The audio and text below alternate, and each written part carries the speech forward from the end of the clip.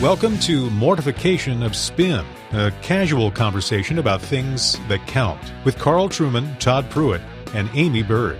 Mortification of Spin is a weekly podcast from the Alliance of Confessing Evangelicals. Domestic violence and sexual abuse are not easy topics to discuss, but every church leader must know how to address them. Joining your hosts today are husband and wife Justin and Lindsay Holcomb, authors of books on these difficult topics. The conversation is somber, but well worth your time. Keep listening after the conversation to find out how you can download an MP3 from the Alliance. Welcome to Mortification of Spin. Today we're going to start by doing something slightly different. We have a couple that we are interviewing today, Justin and Lindsay Holcomb.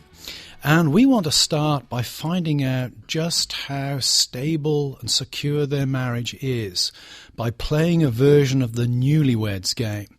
I'm going to ask Justin and Lindsay a series of questions to which they will give a spontaneous answer, and then their partner will reflect upon the accuracy or otherwise of the response. And at the end, I will use all of my pastoral sensitivity to make a recommendation to them on how to pursue a further marital harmony. Are you ready, Justin and Lindsay? We are ready. I got my seatbelt on. And I didn't know you were into virtual marriage counseling. I like it. I am a very touchy-feely guy. Wherever I am, I'm a touchy-feely guy. Okay, Justin, the first question is for you. When your wife says, honey, they're playing our song, what song are they playing? Oh, that's going to be No Ship Coming In from Lost Dogs. Ooh. I have no idea what that is, but Lindsay, is that an accurate account or not? That would be it. He did good. Fantastic. It was either going to be that or Marvin Gaye. Let's get it on. I see he went with the safe answer.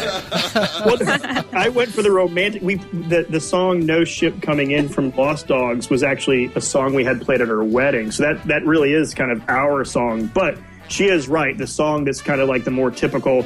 That's our song that we'd go dance to is Let's Get It On. That is, well, wow. Interesting. That is 100% record so far.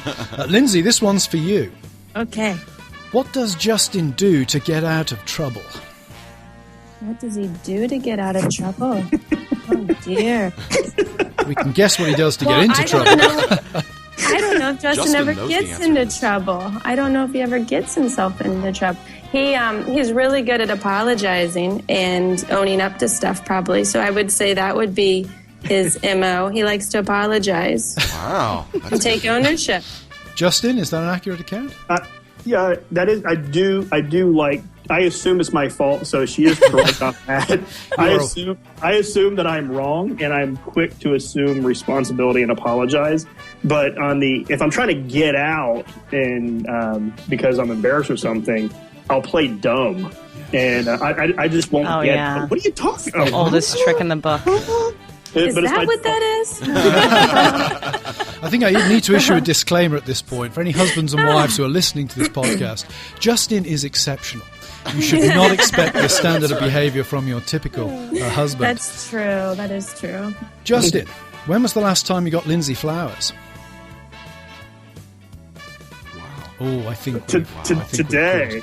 I don't know if it was her birthday or if it was. I think it was her birthday. It's our anniversary because they're both like a week within each other. I know for sure anniversary, but I don't know if I got them for your birthday. No, it wasn't my birthday because remember we went on our trip. Yes. So it was the anniversary. We were in Nicaragua on my birthday. So he took me to Nicaragua on my birthday, but flowers the week prior would have been anniversary. Fantastic. Again, I think we should use the disclaimer, guys. Yeah. Yes. Though I would want to say, don't typically take your wife to Nicaragua on her birthday. She may not thank you for it. Well, I mean, she did pick "Let's Get It On" as our theme song. So I mean, I'm highly motivated. Lindsay, second question: what percentage of the housework would Justin say he does, and what percentage does he actually do? What is housework? Does housework include bills and all that stuff? Are we talking? No, we're talking vacuuming, washing up, laundry. Hardcore. Well, Washing the dishes. I'd say it's probably 30-70 with me doing 70%. He would probably say that, the same. Justin, is that an accurate account? Yeah, I would say I do about 25. The number in my head was 25%, but I actually probably do about 10. And Lindsay said he did 30. Mm-hmm. Yeah. So, But I know that if I ask him... We might like, be ruining "Can you do marriages this?" by this interview. If I ask him, he'll do it. But You have to ask. no. You do the trash. You always do the trash. Yeah, that's what I was saying is, to me, taking out the trash feels like 25% when it's really only 10. you know what? The next time we play this game, we need to make sure that we get a much worse husband. I think yeah. Because Make sure we're fighting about something, and then I'll just be like, blah, he's negative on everything. yeah. Here's the last question. It's for you, Lindsay. Okay. What embarrassing or funny fact about Justin is something everyone knows, but he thinks no one knows? Oh my goodness. An embarrassing fact about Justin that he thinks he knows. Well, okay, so here's one. I make fun of his dancing style. And when he gets out there, he puts the elbows up. Oh, and the yeah. My arms husband up drives and- the car. Well, it's like he's driving, but he's got those elbows out flapping in the wind. And The chicken dance driving. Yeah, he really thinks he's rocking it. And he's just moving and he's working it. So I'd say that's probably one. That is fantastic. Thanks so Yeah. much for playing that game. All I can say is, you clearly have a much better and stronger marriage than I have, so there's nothing I can tell you that will help you improve it. I want to know if Justin is aware that he's not a good dancer. I've slowly been made aware of that since I've been married. We go dancing and she will say like, "Hey, you're doing." She actually do it. She will actually mock my dancing, and while I'm on the dance floor with her, she's like, "Hey, do the elbow thing." She'll impersonate Well, at me. least she's not embarrassed by you then. That's nice. I thought it was something else. I thought I apparently have some just like weird tics that I'm becoming more aware of. I got like some type of weird Tourette's thing going on, I think, but with like twitches on my face and stuff. So I was going for that one. Boy, the questions really divulge a lot of honesty pretty quickly. They do. Way And to I've go. been given the difficult job now of segueing into a much more serious subject. Maybe true. I could quote G.I. Joe that knowing is half the battle. And you guys seem to know each other pretty well. And that helps your marriage. And we're going to talk about how our theology and what we know about God can help us in some very uncomfortable topics now. You guys have written some books, Rid of My Disgrace and Is It My Fault? And they address sexual abuse. Why is this very uncomfortable topic one that the church really needs to deal with? Like, what are the statistics really out there? What is the chance that there are people who have suffered from sexual abuse in our churches? I'll take that one. Rid of My Disgrace. The subtitle is Hope and Healing for Victims of Sexual Assault. And Is It My Fault is subtitled Hope and Healing for Victims of Domestic Violence. And the two a lot of times go hand in hand. And so wherever you see domestic violence, almost 100% of the time, there's going to be some type of sexual abuse going on. But they're a little bit distinct on some. But the numbers are 1 in 4 women and 1 in 6 men are or will be victims of sexual assault in their lifetime. And those are conservative numbers. We went for numbers that no one's going to poke holes in. It's probably worse than that, but 1 in 4 women and 1 in 6 men are or will be victims. Domestic violence, the numbers on that are about 1 in 4 women. It's almost predominantly women are the victims. There are males who are victims of domestic abuse, and there's so much shame on them that getting them to admit it and say that is really hard. But we do know about 1 in 4, 1 in 5 women are suffering domestic abuse, and that's in the United States. Worldwide, it's about 1 in 3, and those are the stats. The reason the church needs to get involved in this, I mean, Lindsay could say a lot on this. She worked as a case manager at a domestic violence shelter and a sexual assault crisis center, so she worked on the ground on both issues.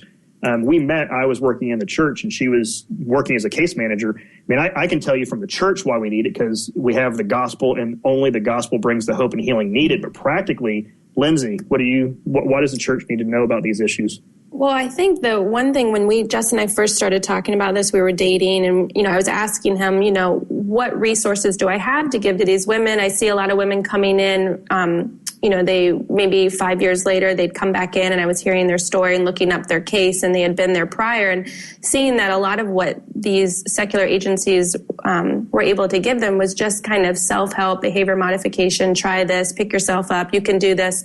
And of course, it just was failing them because they needed something more rooted in the gospel and that God hears their cries. So then when I started asking Justin, well, what do we have to give to these women? We just started looking around, and there was not a lot of material or books that are written on these issues that are theologically sound and practical. And a lot of pastors, Justin told me, I was shocked. He said, when you go to seminary, maybe you get like a teeny tiny course on abuse, but more likely than not, it's not happening. So a lot of pastors are just uninformed. They don't know the resources in the community, and many of them would rather just think, well, not in our church. We are, we have very wealthy population, our churchgoers. This would never happen in our congregation. They just would rather think this isn't going on. This is something that happens in other parts of town. So a lot of it was just the ignorance, and we just realized we needed to put something out there for pastors and caregivers and for the victims to know, what does the Bible say? What is going on? This happened years ago, but I'm still dealing with this. So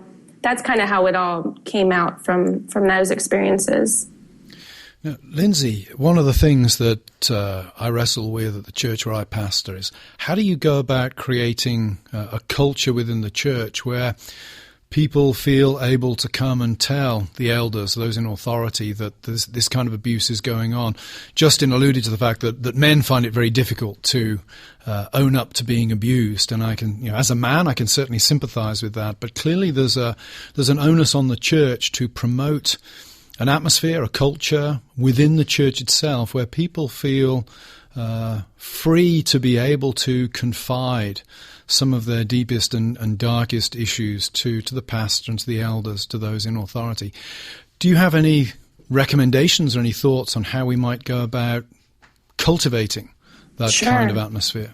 I do. I think two very simple ways. One, and we noticed this with Justin, if you as a pastor just start inserting this into your sermons from the pulpit, people hearing it in the congregations, just knowing, wow, my pastor mentioned this, he must or she must care about this issue.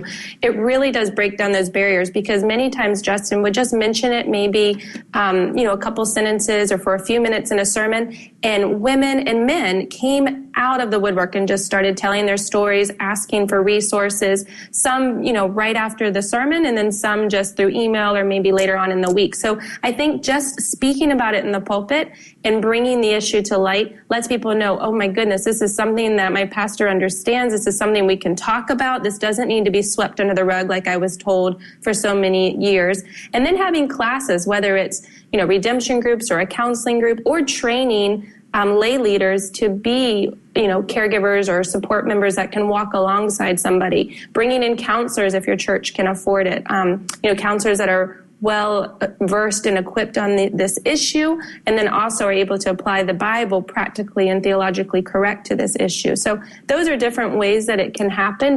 But I think just talking about it, when there's silence, it makes the victim think and just be confirmed, I must keep silent about this. Nobody wants to hear about this really messy issue. And Lindsay, I would, every once in a while, I might say more than a sentence or two, but for the most part, when she says I would mention it in a sermon, I would literally say, hey, we just, in this passage, we see the grace of God for those who are, suffering. And that suffering could be suffering at your own hand. Like, addictions, things that you are doing that are harming you, addiction or this, or perhaps someone sinned against you, like sexual abuse or domestic violence. I would literally just make a list of the ways that people suffer. And then I didn't have to say much. And people started picking up on those and saying, hey, you mentioned in your sermon about this thing. That's what they hear. They hear where their suffering is, and they latched onto it and they ran with it. And I was shocked.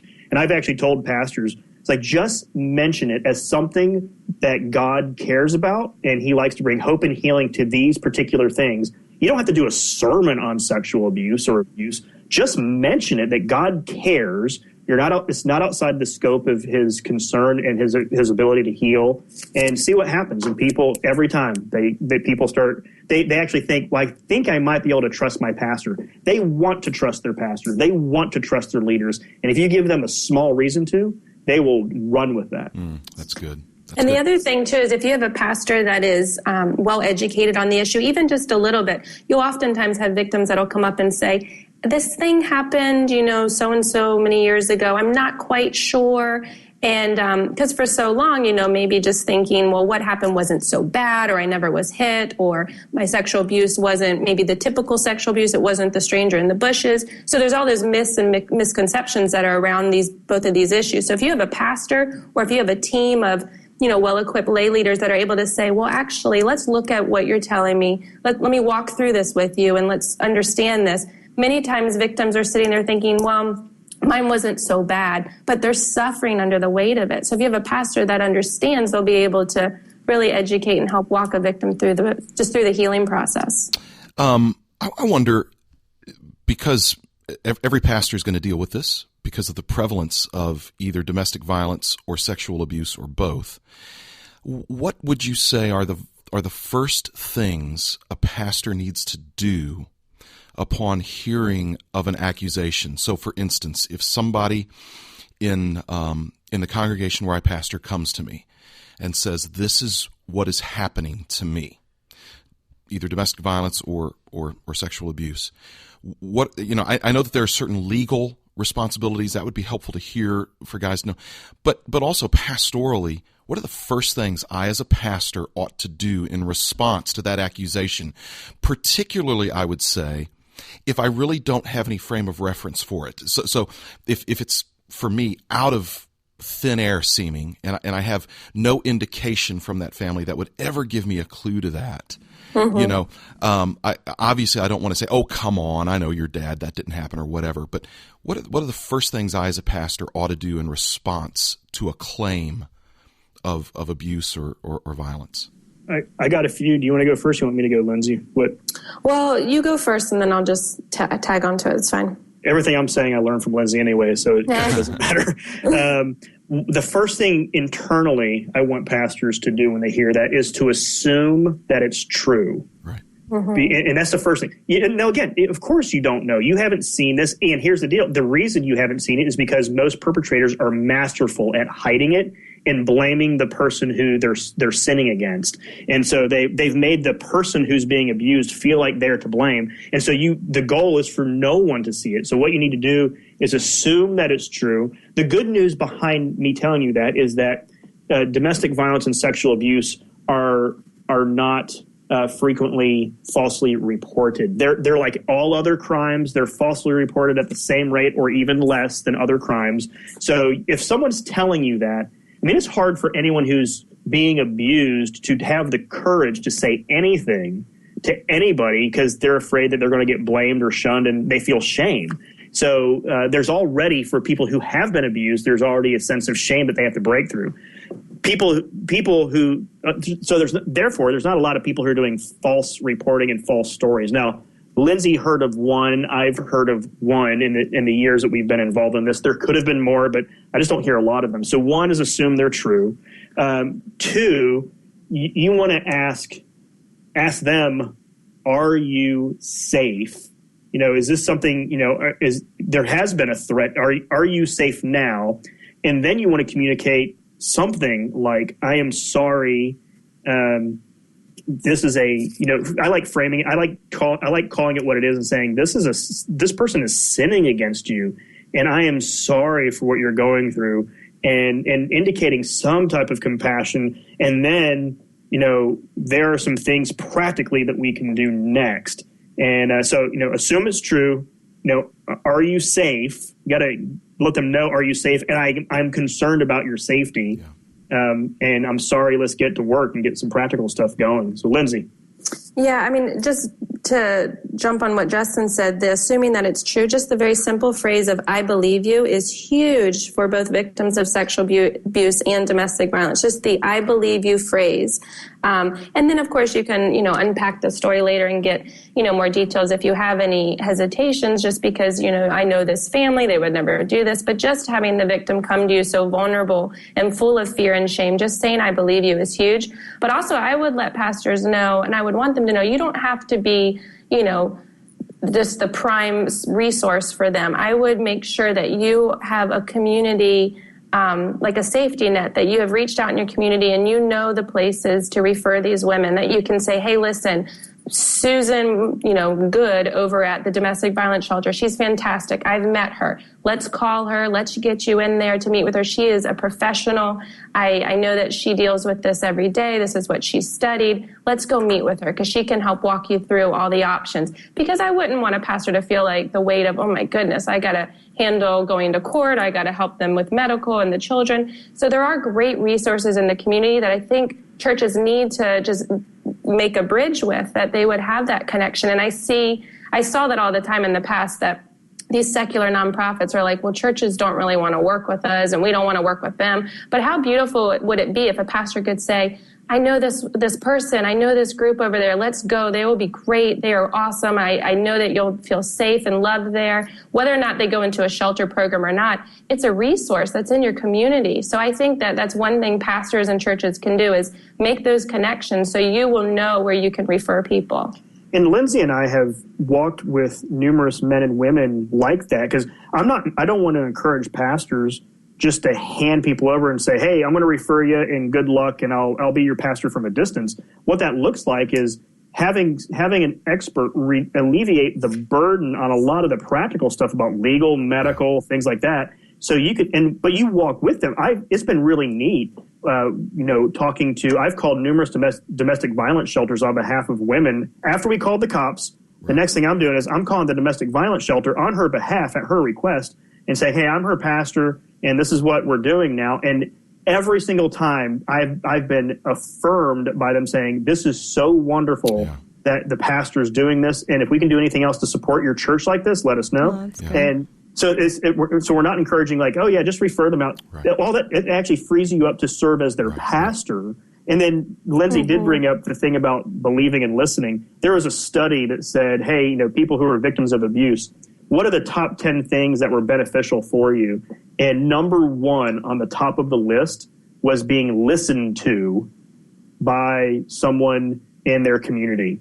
I'm thinking cops, counseling. I mean, there was a list of amazing things. The number one by far was the fact that other people carried their burdens, their friends, their family, their pastor, their neighbor, somebody who they trusted listened to them. And it was shocking when I saw that, and I believe it. But having a resource of stats and results and research proving that, I mean, that's encouraging to pastors. Your job, one of the jobs, is to listen to that person, and then you can reply later as their minister. Yeah. What special conditions might apply if we're dealing with child sexual abuse? Justin, Lindsay, because it's one thing to have an adult come to you and say, my husband is beating me up, or my husband is raping me. What if you're dealing with 10-year-old, a 12-year-old? Now, again, I'm assuming there are clear legal reporting requirements here, so we'll assume that you've got to inform the police. But what special approach pastorally would you recommend in those kind of situations? It's going to be different based on if the abuse is from inside the family or outside of the family, because if it's outside of the family, you are suddenly pastoring the entire family through a lot of suffering and anger and resentment and guilt. The parents frequently will be thinking, and many times there could have been something they should have done. And so you have to deal with that sense of it's true. This horrible thing happened because you were careless, but not all the time. Sometimes it's just, an evildoer doing evil deeds. So you have to deal with a lot of issues of pastoring the entire family. And a lot of that comes with helping. For me, it looks like helping teach the parents to proclaim the gospel so they can actually do that to their child. I can do it. I can tell that child, however old they are, God's a good father. and you are pure and clean because of the work of Christ, and you have a hope, and you should not despair because of the road. I can apply the person and work of Jesus to that child, but I need the parents. As a minister, I want the parents to learn how to do that instead of relying only on some good advice. There's some great advice of things that you can do to help cope with some of the effects. In addition to some of those very practical things, spiritually, I want the parents to jump in there. If the perpetrator is a family member, now you are in a hornet's nest it's just a mess, because you'll have either a desire to hide it, and if it's a grandpa or the brother, or keep it inside the family. So there's a lot more shame being heaped on the child, and a lot more shame for the family that's going on. So it's a different monster if it's the perpetrators within the family, and there's a lot more confronting work in applying the truth of the law to you're trying. At some points, I'm just saying you cannot hide behind the idolatry of your family's good name at this point at the expense of your child. And I'm basically dropping the hammer of the law on the people, hoping that it might shatter and soften some hearts and start getting to the truth. Yeah, and I would just add that the priority, at any point, but the priority is always the victim. And so pastors oftentimes have that difficult, I've got this perpetrator in my congregation, I've got this victim, what do I do? The priority is always going to be the victim.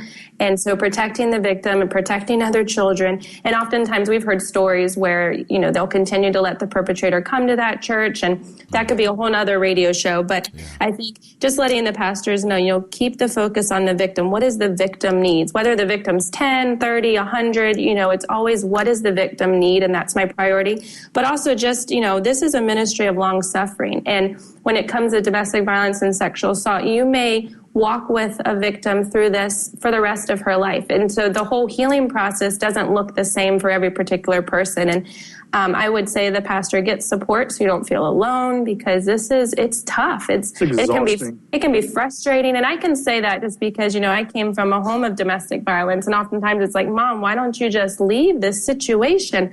And so feeling frustrated as a kid like that, how much, I could understand a pastor, why does she keep going back? Why is she still? And so the more a pastor can educate themselves on the dynamics and trying to understand how oftentimes this is just generations of learned behavior, generations of abuse that this person's dealing with. What a privilege to be able to walk in that with a victim, but also it's tough. And so getting support.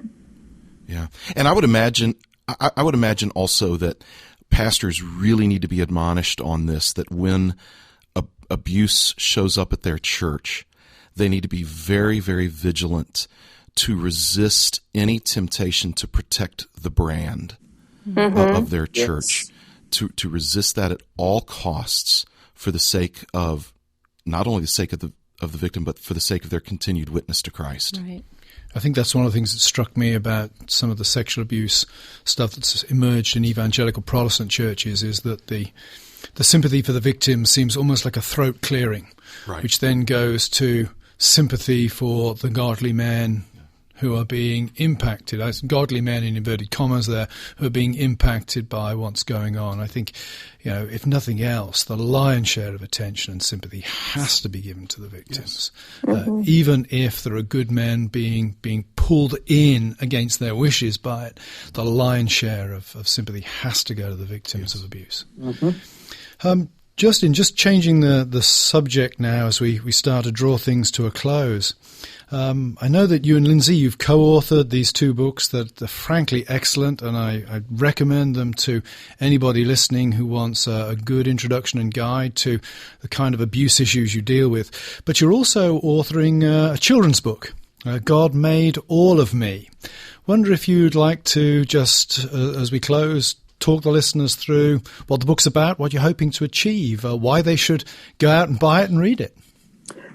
Well, it's God Made All of Me. And what it's doing is, what we realized is we have two children who are 4 and 6, and we were looking for books like this for them, and we found out there's either Christian books that don't really address it except kind of vaguely, and it's really bad illustrations, or there are non-Christian. They're not anti-religious. They're not religious, but good illustrations, does a good job on it. And we thought, man, it'd be really good if there was a resource out there for parents that had great illustrations. We have a great illustrator with some good applied theology, but not in an obnoxiously you don't need to make like a Christian version of this book, but having it informed by their faith would be nice. And so that's why what we're doing is applying a doctrine of creation, that God created everything and it was originally good. And that includes your body and that includes your private parts as a child. And what we're trying to do is help parents walk their children through having a view of their body and that their body's good, and and so the whole book's really about inappropriate and appropriate touch, and encouraging children to become more comfortable to say, no, that's not good touch, that's not appropriate touch, and to let them know that they can talk about it. So we go through and we're trying to teach children the proper names of their body parts, because that's a very helpful thing to actually, it normalizes it. It doesn't become some cute nickname like, oh, it's your fluffy. It's like, no, it's your penis. It's not a fluffy. It's not your little. I mean, yes, we're playful in our house. We're not sitting around like being goofy. Like, we're not always serious, but there's a time to play it, and part of playing makes it normal too. But we want to normalize that. We want them to know that God made that part and all of your parts, and there's a dignity to your body, and other people aren't allowed to hurt your body. And sometimes they hurt by doing wrong touches, and you should tell someone you trust, like mom and dad, and you don't get in trouble. And so that the big idea was just giving parents a tool to help protect their children, help the children protect themselves from perpetrators. That's great. And to actually ground it in a doctrine of creation. That's fantastic. Yeah. And so it has, and the nice thing is, I mean, great illustrations. It actually has an appropriate Bible verse that fits nicely if it fits with the theme. So what we wanted people to do, we wanted Christians to read the book and look at it and say, oh, wait, this is a full theology of all of life, of, like the Bible applies to this. This doctrine of creation applies to body parts and to touch. And so it's more holistic in the sense of, it really is based, in only, it is a very theological book, just a children's book, and about a particular issue. So it's applied theology for children, I guess. I'm sure many parents will find that to be a really helpful tool, because it can be uncomfortable to talk about those things, and you don't really know when to introduce that kind of language with your children. So thank you for writing that. And I'm just so glad to have the other resources that you two have written together. And I've loved listening to you guys talk on some other programs.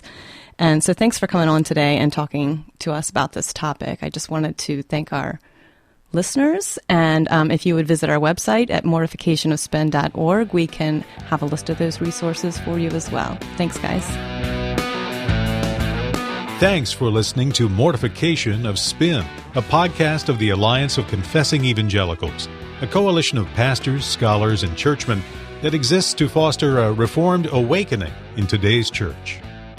Head over to mortificationofspin.org to download Not in My Church, Tackling Sexual Sin and Sexual Sinners with Gratitude by David Garner from the 2015 Philadelphia Conference on Reformed Theology.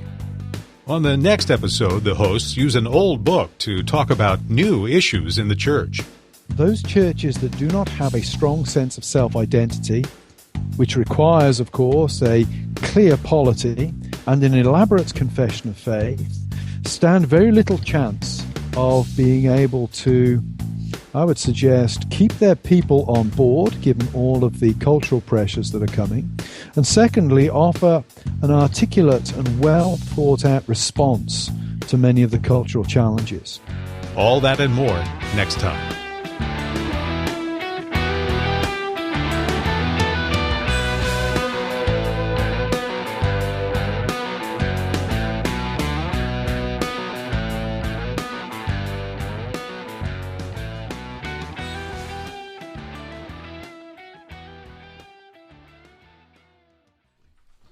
Are you two ready to play the marriage game? We are ready to play the marriage game. Carl and Todd. I'm married and Carl's married. We're both okay, married. Todd. Uh-huh. When Carl says, honey, they're playing our song. What song are they playing? Well, knowing that Carl loves Elton John as much as I do, I would have to say, I guess, Tiny Dancer. Ooh. Carl, did he get that right? I'm almost inclined to phone my lawyers at this point. I think for Todd and myself, it's got to be Rush's Working Man. There you go, Working Man. Working Man by Rush. Or Free Will by Rush. Free Will, nice Pelagian song. Okay, Todd, close your eyes. Mm-hmm. Carl, what color are Todd's eyes? And what is his shoe size? His eyes are bloodshot, generally. And his shoe size... All that pipe smoking. I'm guessing 15. He's absolutely right. Okay, Todd, what does Carl think he has the most of? A good sense of humor, a good sense of time, a good sense of style, or none of the above? He thinks he has all of those things. That is correct. The answer is correct. I cannot deny it. All of the above. Okay, one more. Carl, what is Todd's Achilles heel when it comes to food? Todd's Achilles heel and veggie burgers. We went to this restaurant at lunchtime, and he actually said to me he'd rather go to the other restaurant because the actual quotation was, "The veggie burger there looks really good." You sit upon a throne of lies. You smell of beef and cheese. All right, that'll be a good end time. Oh my.